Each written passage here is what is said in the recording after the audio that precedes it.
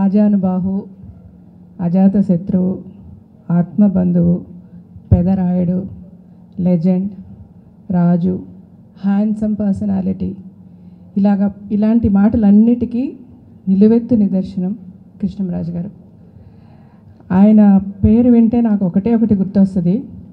ప్రపంచంలో ఎవరున్నా, అంటే ఈ సృష్టిని సృష్టించిన దేవుడుతో ఆయన కూర్చుని ఉన్న పెద్ద పెద్ద ప్రొడ్యూసర్స్, డైరెక్టర్స్, ఎంత పెద్దవాళ్ళ మధ్యలో మేము కూర్చుని ఉన్నా రాజశేఖర్ గారిని ఎవరన్నా ఏదన్నా అంటే ఒక్కటే అనేవారే, ఊరుకోండయ్యా, రాజశేఖర్ చాలా మంచివాడు, అతనికి అసలు కల్మషం లేని మనిషి, నిక్కంచి మనిషి. ఇదే ఆయన నోటమట వచ్చే మాట. ఇకపై అలాగా రాజశేఖర్ గారి గురించి మాట్లాడేవాళ్ళు ఎవరు అని అనుక్షణం నాకు అదే గుర్తొస్తుంది.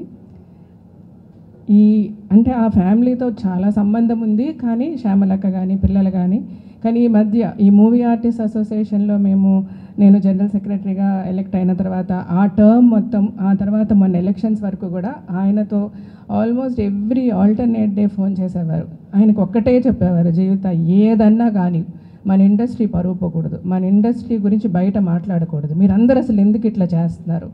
ఆయనకి ఫిల్మ్ ఇండస్ట్రీ అంటే అంత ఇష్టం, సినిమాలు అంటే అంత ప్రాణం.